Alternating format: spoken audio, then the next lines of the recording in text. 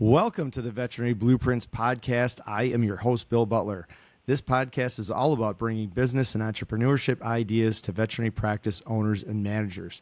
Today, I'm joined by Rob Best, founder of Best Leadership and Coaching Services.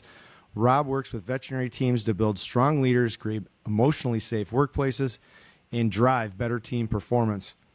We'll talk about some leadership development, why it's critical to veterinary medicine, and how small changes can lead you to transform your practice. Rob, welcome to the show. Thank you, Bill. Great to see you. Appreciate you having me on. Good to see you as well. So, Rob, you and I met at VMX and WVC, and we've had a chance to interact, and I've gotten to know you a little bit better. But what has caused you? You've worked with leaders, and learning more about you. You've worked with leaders all across different industries. What has pulled you towards veterinary teams? I stumbled into leadership development, and as I was getting coached and mentored by some really high level, impressive people I was lucky enough to be surrounded by, I was offered an opportunity to do a little side project that happened to connect to veterinary medicine, and I quickly fell in love with the industry. Yeah, like we all do, right? If you're into it, you fall in love with it, and then you're here. You do. I mean, you spend even just minimal amounts of time around people who operate animal hospitals, and you immediately feel the passion that they have and the drive that they have, both for the patients and for the pet owners. And it was too easy not to get pulled in. But it immediately established this parallel that occurred at the same time. One was I continued to build my career. I started for postgraduate stuff. I got into the neuroscience of leadership, and then I fell into some government intelligence programming stuff. And ultimately, all of my postgraduate work was focused in human behavior. Okay. So, on one side, for fun, it's like profiling and reading and influencing. But in the professional world, it's understanding individual and organizational influence from leadership perspectives. So while that's occurring, I'm growing to understand the veterinary profession. Sure. And expanding my network. What I really hung on to was, especially if I get into a private practice, doesn't matter if it's a 3-doctor practice or a 30-doctor practice. Yeah. There's so much opportunity for positive influence that exists throughout the entire day, and with so many different people that have high levels of influence. Yeah. It's not just the titled leaders. It's every doctor in that practice, whether they choose to accept it or not, every doctor in that practice is an influential leader. And for me, that just means there's so many opportunities to help teams and develop relationships with individuals in ways that can help those teams. And that drives me. I have a lot of fun with it. Yeah, and I know for your practice, right, like it's not just individual practices either. Like you work at the corporate level, and not just corporate, but like BI, like large level executive team leadership all the way down to that, 3-doctor practice. So you see a very wide, you do leadership and coaching, so you see the broad leadership at a high level, multi-billion-dollar organizations or multi-million-dollar organizations down to, again, that 3-doc practice. So what's one of the common threads that you see from leadership? Because that, those are much different, but leadership traits are leadership traits, right? Yeah, you're spot on there. And it really is wild, because you saying that's the first time I've really processed the gamut, because it has been billion in supporting and coaching C-suites through the single owner 3-doctor practice with 15 or 20 people trying to figure it out. One of those absolute total consistencies that draws a line of connection is emotional intelligence. There's these 5 components of EQ. I won't get academic, but for context, right? Self-awareness, self-regulation, empathy, motivation, and social awareness. These are basics for understanding your environment And it doesn't matter if it's an environment of 35,000 people or an environment of 35 people. That environment's going to affect the behaviors of the people and ultimately the output of the business. In vet med, the output of the business equals patient care.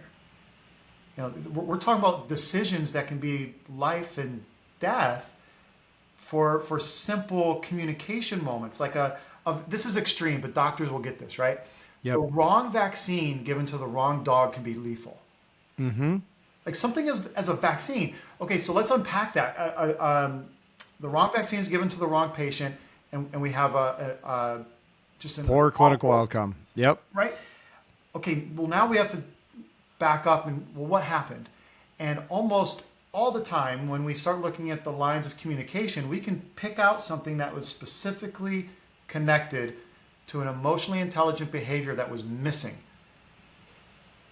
Hence, sure. I can always draw a connection. So whether it's in the practice and a specific moment, or if it's a large organization and decisions that are going to affect, tens, hundreds, or thousands of people, what are the emotionally intelligent behaviors? And the first two are the ones that we focus on most often. Self-awareness and self-regulation. The awareness is usually the easiest for an individual leader or an organization to grow. We can become more aware of what's happening and how my behaviors are affecting the outcomes. Mm-hmm. But how to self-regulate is the most challenging. How do I then change behaviors, develop new habits? That's the hard one, right? Because we do what we're going to do in the past 80% of the time or more in the future because we're creatures of habit. So breaking some of those habits are probably, I just know for my own, that's really hard to do. My knee-jerk reaction is hard to overcome. Yep. And so, how do leaders, how do owners or practice managers, somebody in a leadership position, grow some of these skills without overwhelming themselves? Like, I have to change my personality. How do I do that? How do they do that without overwhelming themselves? Yeah, it's tough. There's so much on our plates already, especially at the hospital level, right? We're looking for an extra hour just to finish a medical record, much less self-improvement. I'm going to change how I react to something. Exactly. In the moment, in real time, but wait a minute, I've got an HBC that just came in. I've got this client that needs this. I've got a CSR that needs that. Where do I fit this in? Payroll's due tomorrow. Payroll's due. April 15 just passed. Taxes, Yeah. The first step is give yourself grace. That's first and foremost. Our brains are going to self-talk between 300 to 1,000 words every minute of every day. And this is the kicker. That alone is a wow, right? But the next piece is the one to really hang on to. The majority of those words will be negative. So there's this internal dialogue. You and I actually had a pretty deep conversation about this at WVC, I believe, about some of this, like the natural human, it's self-preservation to go to negative. Like this is the Neanderthal brain of, it's going to try and kill me. I have to look at what's going to kill me. And so we always look for the negative because that's the self-preservation piece. So you have to recognize that, right? We have to recognize it. Our brains are always scanning for threats. And, the neuroscience behind this is it breaks down, can be complicated with the words, and I don't do well with complicated words. Yeah. It takes me a long time to learn this. However, there is a simplicity that is beautiful because once you get it, you can leverage it. So my brain is scanning. Our brains are scanning for potential threats at all times. Mm-hmm. Hence, it's influencing that negative dialogue that's there. When we're aware of it, we can consciously pull back and begin to narrate that dialogue. And where I suggest you start with is simply by giving yourself grace. It's okay to acknowledge that it's a tough day. It's okay to acknowledge that there's a lot going on and you're just trying to get through that particular day. That's literally step one, foundational baseline. Give yourself grace, acknowledge the emotions that you're feeling, and validate them. It's okay if you feel frustrated or exhausted. What's important is that you don't self-identify, right? This isn't semantics. This is very important. Yeah. It's not I am angry, I am sad, I am frustrated, I am disappointed. No, I feel angry. I feel sad. I feel upset. I feel uncertain. Right? You're identifying it as an emotion so that you can label it and create some separation for it. You're going to literally reverse. It's not your identity. It's a fleeting moment in time. Exactly. It's fleeting, but it's valid. Sure. Yeah. It's important that it's valid, right? And if you can establish that as your first step, it's okay to feel these things. Now you can take a second step and begin to self-examine. Sure. And this is where the self-awareness. So where's our first real actionable opportunity to grow emotional intelligence? Grow your self-awareness. So give yourself grace, acknowledge these emotions. Now with some space between the emotions, you can start to unpack. And that unpacking is where you can increase your self-awareness. Well, what was it that made me feel this way? What triggered this emotion? Yeah. Even just asking that question alone grows your self-awareness. Start there. Yeah, so starting with self-awareness, and this goes into a team culture question that I had for you, and it deals with common leadership mistakes you see at vet clinics or on C-suite teams. And I have a guess as to what you might answer that ties into your question about giving yourself grace. But I'm interested, what are some when you go from a consulting perspective or working with a team, what are some leadership mistakes that you see occurring at practices or teams?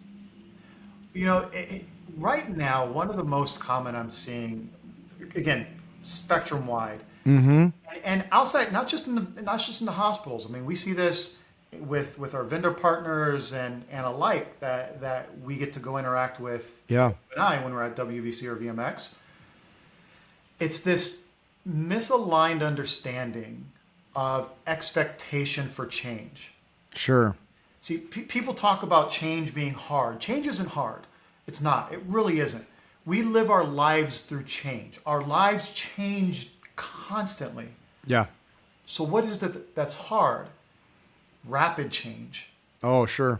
Rapid change is what's difficult. And when we talk about things like behavior change, such as growing our emotional intelligence in ways that are evidence-based for measurable outcomes that are improved, it needs to come with an understanding that this takes time. Yeah. You're not going to see this in a day, a week, or a month. Habit formation. So have you ever heard, Bill, that habit formation occurs in 21 days? Yeah, I've heard that. I've heard it too.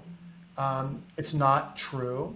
Sure. Throw it out. I paused a moment there because I almost cussed. I was going to call it BS, right? So I'm going to give everyone a BS barometer right now. Okay. If someone talks about establishing this habit that they broke, atomic habits and all this kind of stuff, right? Yeah. Like there's a lot of books on habit forming, all this stuff, right? Okay. So deep dive on that stuff. There's a lot of value there. And one thing you'll find consistency, if you look at the science, 21 days does not break or form a habit. It's the minimum required to initiate the neurologic process. Sure. Okay. So, yep. Hence, give yourself some more grace, right? If it's time to break a habit, especially if you're thinking for the team, I want to do something culturally that shifts our team to a positive.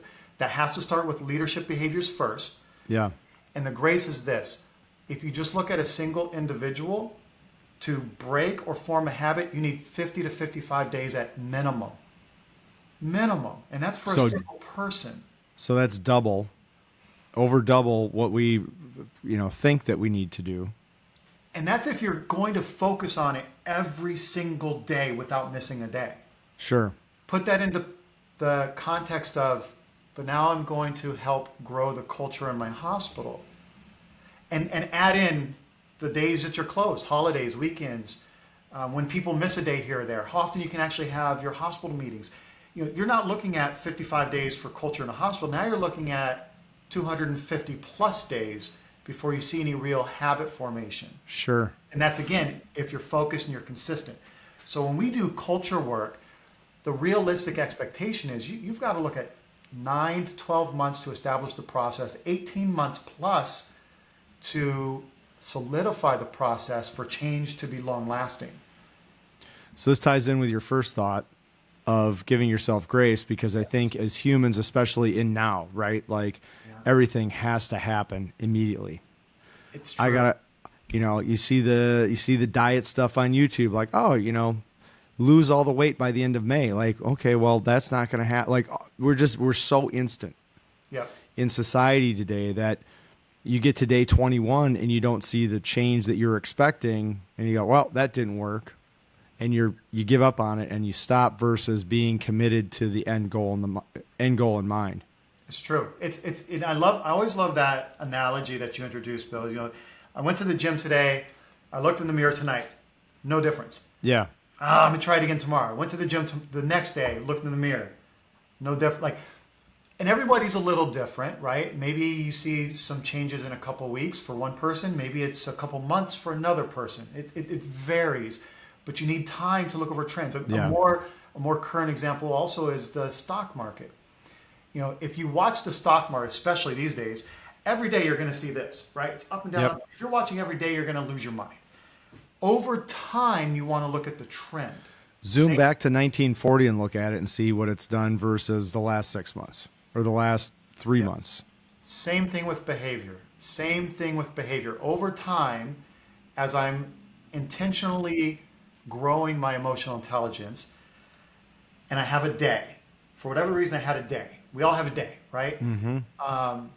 So I pick myself back up the next day. We're good, and we have a day.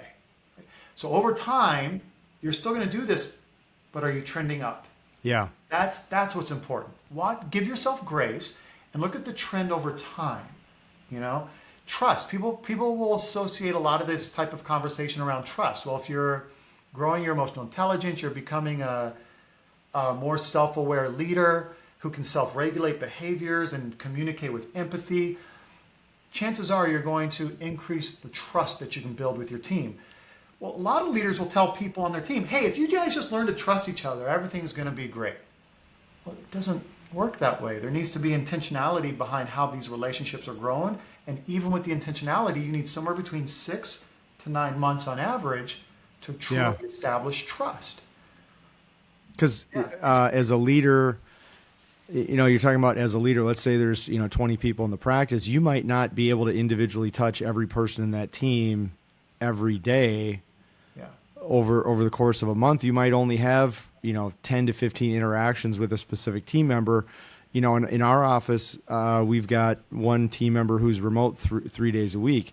So I'm only seeing her 3 days a week physically in the office. We do a daily team huddle. So we're on a virtual call as a team for 15 minutes a day. So I am interacting with her 10 to 15 minutes every day, but it's transactional. It's not that intentional interaction like you're talking about.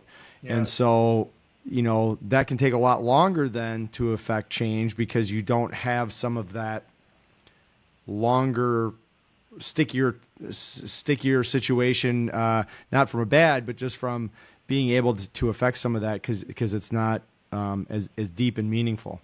Is it okay if I introduce a piece that you may have unintentionally introduced here regarding virtual environments and human connection, right? Yes. So the world is so connected with technology in the greatest of ways. You and I are in different states in the United States right now, and we can do this and connect, and it's great. However, there is a reduction of true human connection when you're on video. For example, a handshake in person, a single handshake in person is equivalent to 3 hours of rapport building on video. Really? And you don't have to be an expert in human behavior and profiling all this stuff. The brain and its ability to scan for potential threats, when you meet someone in person, you shake their hand, the brain is scanning the entire environment, including that person and what surrounds that person, which allows you to build more rapport with a true physical touch, hand-to-hand shake, eye contact, facial expressions. You get more of the total body. You guys got to see for those who are watching the video, I'm wearing my basketball shorts because that's what you do on video. You wear shorts. I got blue jeans on. Very good. And then professional. It's Friday when we're recording this, so. But so it's you get the full effect of the environment, which rapidly increases your ability to build rapport. that you don't have in a virtual environment. Okay, well then what do you do in a virtual environment? You have to be aware that this is virtual and you want to give other people a greater opportunity to receive your communication. I'll give one simple example. Everybody can do this. It'll make an immediate change in how they're received. When you first get on any video call of any sort, greet the rest of the people who are joining you with your hands. Always show your hands. Hey, how are you doing? Good to see you. And You do that every time we hop on a call, Rob. every time. Every time. The brain is going to process. If I can't see your hands, then there's something that's missing. And I don't know what that is, but it leaves a question of uncertainty. It may be a weapon, and it might try to hurt me. It might be a weapon. It might be just you're hiding something. I don't know if I can trust you. So you literally showing your hands. The brain registers. There's nothing to hide. Huh.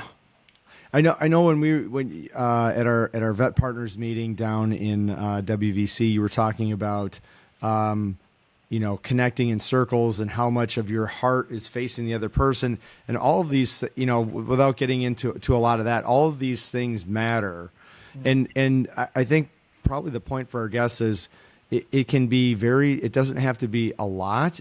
Big doors swing on little hinges, so it doesn't have to be seismic changes and we're going to have meetings and all these things. It's about learning a couple things, being intentional with doing, here are my hands, right? Being intentional with doing them, and then being, I think probably the last component for anything is like consistency and sticking with it. Because if you aren't consistent and don't stick with it, it's not going to change. It's true. The neurologic average for bounce back is between 4 and 6 weeks for most humans. So if I choose, say I'm on video calls 3 days a week on average, and I tell myself, I even write the note, like, okay, I'm going to do this thing. I don't know this guy Rob, but I'll try it. It's easy. I'll try it. And I do this for the first few weeks. If I don't provide some sort of process to help ensure that I continue with this beyond the 4 to 6 weeks, chances are after 4 or 6 weeks, I'm going to fall off. Exactly. Yeah. So keep that in mind as you're giving yourself grace and providing a realistic set of expectations. Your checkpoint for yourself is that 4 to 6 week window. Every 4 to 6 weeks, at a minimum, have something in place to check whatever the changes are that you're trying to make for yourself, because that's when you can see it fall off. If we're doing group work with whether it's a hospital team, a consolidator, C-suite team, a field team of directors, if it's a team of people, I almost always build in processes where you're going to have people partner, like for peer support, and those individuals are going to be required to, without my presence, to touch base with each other every 4 to 6 weeks. Whether it's if we're working together for 6 months, 12 months, 18 months, so long as I'm there, every 4 to 6 weeks, you're going to connect with one of your peers as a intentional check for accountability that is more connected to developing habits than doing it just for the sake of accountability. Yeah. Or purpose behind it. Absolutely. So in the vein of leadership development and grace, I think the vet industry right now, especially right now as we're recording this late April, early May of 2025, is that I think there's people are under a lot of stress for a variety of reasons. There's a lot going on, both personally, professionally, and also politically, that I think a lot of people are just stressed out right now. Yeah. And so, from a resilience standpoint, how do we build resilience into some of this intentionality and leadership and into a busy veterinary practice? Because a lot of our listeners and the people out there that we work with are practice owners and managers. What does resilience mean for Rob, and when he talks to leadership teams and leading resilience or building resilience in? It really is hard. It just is. Yeah. And it's not isolated to vet medic. It's just things are hard, and it's with perspective as well. one of the reasons things are so hard is this age of information puts things in front of us so fast, whether it's true or maybe not true, or we don't know, or it's just, but all of it's in front of us. And 75 years ago, you did not know what was going on in Central Europe. Exactly. And when you did find out, it happened 2 weeks ago. Exactly. And now we know it before it hits news because of social media. I mean, everyone with a phone is now a journalist, right? So, and it's just context for understanding that things are hard. Yep. We all have our own story, and it's hard. So what do? I like to start with, again, keeping it easy. You know, give yourself grace. And what are some of the low-hanging fruit opportunities that are easy for us to hang on to? And when we talk about resilience, I like to identify things that people are already doing that can be building blocks for greater resilience. It's just a matter of being aware of them, validating them, and doing them with more intention. And there's 3 categories I like to give with this. Mental resilience, physical resilience, and social resilience. And when I workshop this, I put it in the category of presence. How mentally, physically, and socially present am I in any given moment? Sure. And I start by asking, and the listeners can do this. This is really quick. It's like a 30-second thing. You know, just think back to a time when you overcame a significant challenge of any sort. And as you replay coming out of that challenge, right? You navigated it, you figured it out, and now you're on the other side of it. And you look back and you reflect. What were some of the things that you did socially that were helpful, right? Was it talking with a friend? Was it seeing a psychologist? Was it leaning on your significant other for support? Was it going for some quality time with your dogs? That's a social thing too, right? Yeah. What were you doing physically that was helpful? Are you a runner or a biker? Are you somebody who really likes to knit or crochet? Do you just go for walks? You know, what was something that included some physical movement that Sure. you can connect back to? Like, yeah, that helped. It was really hard that day, but that walk outside was really helpful. Some people say, I do not want to derail you, but some of this is flow state. Like there's a whole thing about flow state. There's brain chemistry involved, and like some of that resiliency goes to flow state. There's a lot of research out there on that. There's some actually good books on my bookshelf here about flow state, and it does some of this is resiliency. It builds in not just physical but mental, and both of those tie together because it is brain chemistry. And a lot of that has to do with physical activity of what you're doing at the time. So don't discount the physical piece with the mental piece because they tie together so well. it is directly tied, and hence that's the third piece is what is the mental resilience? What were things that you did mentally that helped? Did you meditate? Did you read? Did you? And this is the answer is not doom scrolling Instagram. Exactly, it is not. So you look at, when you reflect back, look at these items or these lists, if you were to actually list it out, of things that you already did then and perhaps continue to do from time to time now. Because these are specific building blocks, if done with intention, that can grow your resilience. So this is why I say low-hanging fruit. Start with what's easy. Yeah. You're already doing these things. Now simply identify them, acknowledge them, and do them with a greater intention for the next 1, 2, or 3 months. After the next 1, 2, or 3 months of doing the same things you're already doing, you're simply acknowledging that they have greater intent because of the health factors and the resilience factors. Now you can add to all 3 categories. What's one thing more I can do physically that's good for my health? What's one thing more I can do mentally that's good for my health? What's one more thing I can do socially that's good for my health? Right? Keep it easy. Just one thing a month. Just one. For those of us who are, lifelong active learners, choose 2. Never more than 3 though. Yeah. The power of 3 is very. You see that come up over and over again. Yes, you do. Yes, you do. So keep it easy. You're already doing, all of us, we're already doing something. Let's just unpack it, acknowledge it, do it with a little more intention. Start there. One thing that I thought of while you were talking about resilience is it shouldn't be discounted is the power of teamwork in resiliency, and because there is resilience in the power of teams because you want to pick each other up. And when we were at our vet partners meeting in front of WVC, you did an exercise about thumb war. And the thumb war exercise where, 1, 2, 3, 4, I declare a thumb war, and then you try and, pin your partner's thumb. And the exercise that you had us run through was see how many times, I forget how long, is 60 seconds, 30 seconds or something, you can pin your partner.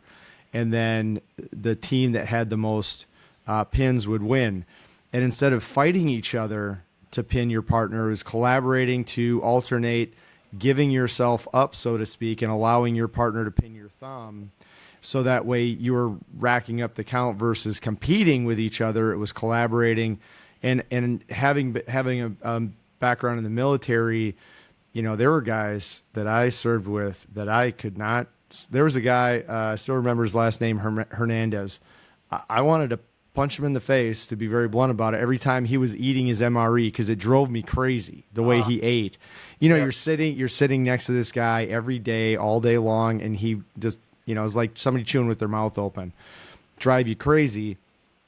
But I would do anything for that guy because we were on a team together. And so that camaraderie, that teamwork, and that's where, without getting into a lot of psychology stuff, that's where a lot of PTSD for veterans comes from, is the loss of resilience because of the loss of the team. And they have resiliency, but because they're not part of a team anymore, there's a huge piece missing.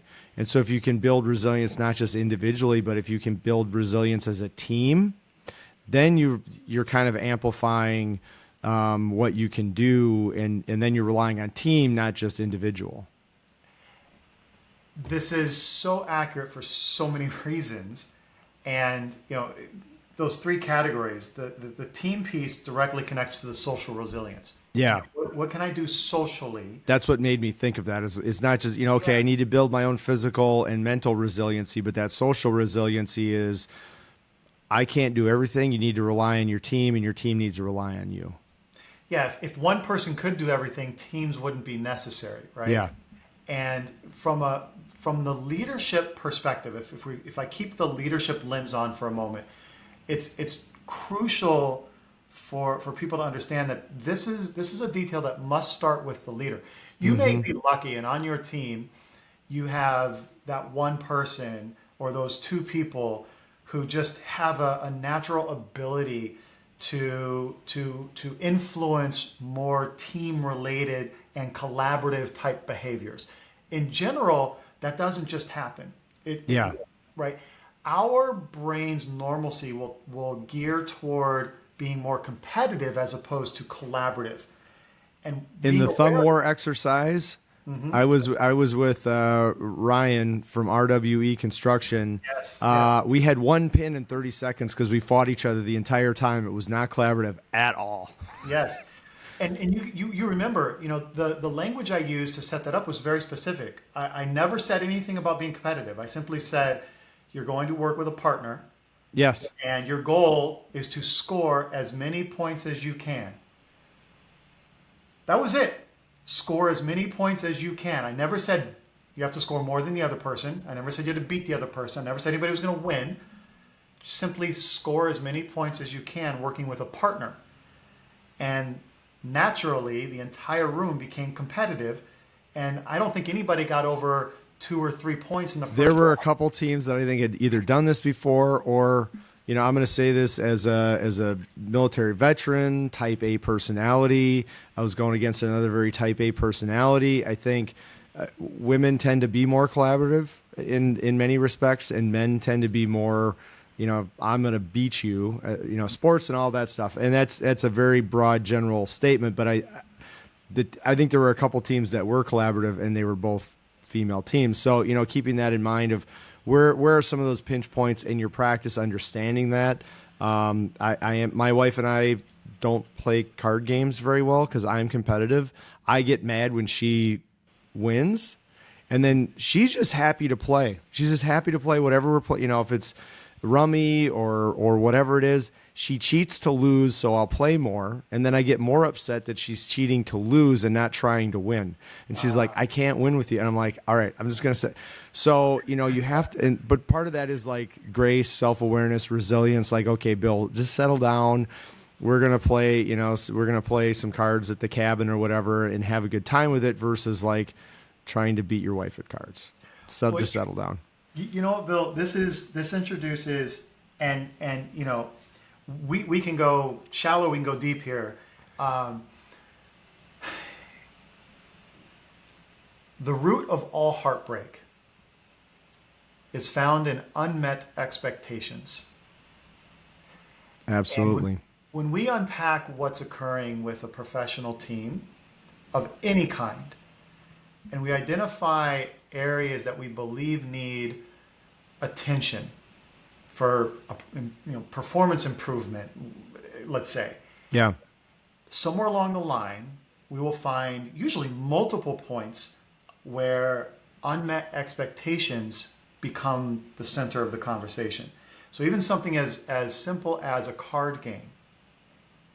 You and I have never played cards, but if we said, yeah, let's play cards. Hey, I'll see you at the AVMA conference in July. Yeah. Oh, that's great. Yeah, let's grab some dinner and play some cards. And that's all we say. Like, we know how to play cards, or even dominoes, or backgammon, for who knows. And we just sit down and start playing. You get competitive, I get competitive. I have a sports background, a military background. Now we're going at it. We also respect each other. We're becoming friends. Like, we'll probably have fun with the competitiveness. But there were zero expectations that were set other than let's go play cards. Yeah. If we said, hey, Bill, I have a sports background. I get really competitive on all things like this. I'm going to be playing to win each individual game, and maybe we'll, to add some fun to it. If I win, you buy me lunch tomorrow, and if you win, you buy, right? Like, and then you can respond to that and establish an expectation for yourself. Now we get into the gameplay, and we can have more fun in an environment where if you get more competitive, it's still safe and it's aligned with our expectations, and vice versa. That piece of communication, especially with leadership, oftentimes is missing someplace in the line of where we find areas to give attention to. It's unmet expectations.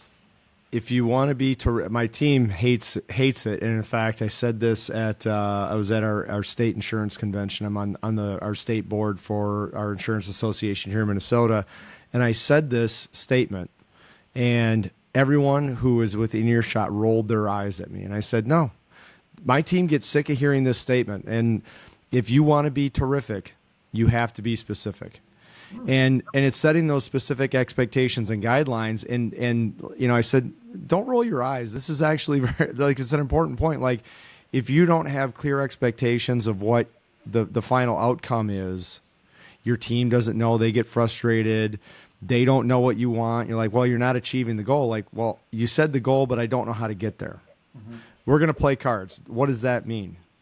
Well, the goal is to see who can win the best out of 5. If we set that expectation ahead of time, we know the criteria, what we're going to do. And if you lose, Rob, you're going to have to take me out to In-N-Out Burger in California next time I see you, because that's my game out there. So setting those clear expectations and guidelines for your team, and then how to coach them along the way. Then when the outcome isn't bad, you've built in the resiliency to kind of tie that piece in of like, okay, well, I didn't win this time, but I can win next time because I know what's expected of me, versus just this ambiguous, I'm not sure what's supposed to happen. I failed. Why did I fail? I don't know. And now you've had some collapse of whatever collapse looks like. It's so true. And that piece, if you want to be terrific, you have to be specific. This is also known as speaking with specificity. Yeah. And there's a critical next step that is often, even let's say we get there, we advance to the consistency of leadership, where that ability to speak with specificity is there. It's there in electronic communication, verbal communication, virtual communication. However, there's one more step that is oftentimes missed, which is, now that the specificity has been communicated, the clarity of understanding must be confirmed, and that piece misses a lot. And oversimplify it, right? hey, Bill, I'm gonna have that summary of our discussion prepared and sent to you by email before the end of day on Friday. Is that good for you? Is Friday Yes. good for you? Okay, Yes, great. works for me. So in that brief exchange, the appearance of specificity was communicated. The appearance of understanding was confirmed. And yet we're still missing something. You know, what is your interpretation of end of day Friday? Because 5 I don't p- know if it's the same as my interpretation. Sure. You're in a different time zone. 5 p.m. Eastern or 5 p.m. Pacific. And then I'm getting it at 7 p.m. going, well, Rob's lazy. He didn't send it to me. And I'm on, like, now it's might as well be Monday morning because I'm off on to the weekend. And I'm over here, one, I'm on the West Coast. Two, I work long hours. My end of day Friday is 7 p.m., 10 p.m. your time now. Like, Yeah. these details must be communicated with clarity, specificity, and there needs to be a confirming of understanding in return. Now, that doesn't mean you become robotic with your communication. Like, say you and I have that exchange one time, two times, maybe three times. Now we have a rapport of understanding in this arena. And what once was, okay, Bill, all these details. Fast forward, now it's a fist bump or a high five. Bill, I got you Friday. Cool, see you then. I know what Friday means to Rob because we now have a rapport. Right. Yeah. Well, Rob, you and I could probably talk on this for another, we're at this for, roughly 40 minutes. We can probably go at least another 40, but it is Friday afternoon. And so with that, I want to thank you so much for your insights and information on leadership. How can people learn more about best leadership and receive leadership coaching? Well, Bill, first, thank you for having me. Always great to connect and have a conversation with you, especially now in a format like this where the intent is to make some valuable information available for people. Absolutely. So thank you. Anyone with interest in more information about leadership in general or specific with leadership coaching, couple easy platforms. Just go to my website, bestleadership.com. If you want to reach out direct, it's rob@bestleadership.com. Or head over to my LinkedIn. You can find me through my name, Rob Best, or RBest13, the number 13. My first career was in athletics, and I wore a jersey number with 13 for a long, long time. So nice. Those are the two easiest, fastest ways to find info or reach out. And you also are very active in the traveling veterinary community at a lot of different events. And one of the favorite things, closing with this, Rob does walking coffee appointments at the convention. So if he's at one of these large national events, AVMA, WVC, VMX, and you say, hey, Rob, when do you have some time? He'll say, I have 15 minutes, and it'll be from 10 to 10:15, and you'll be walking around the floor with Rob having a conversation. And very interestingly enough, Rob connected me, and we had a very good call with Mal after the meeting. So Rob's a great connector, knows a lot of people in the industry. So if you have an interest in connecting with Rob, he's an awesome guy. I'm so glad you're on the podcast today. And as always, for our listeners, please like, share, and review the podcast. It helps with all of the algorithms out there. And share this with your team. Share it with your friends in the veterinary community. And be intentional with resilience, with leadership, and taking action on a small level over time to try and impact your team in a positive way. Thanks so much, Rob, for joining us. Thanks, Bill. All right, everyone, have a great day.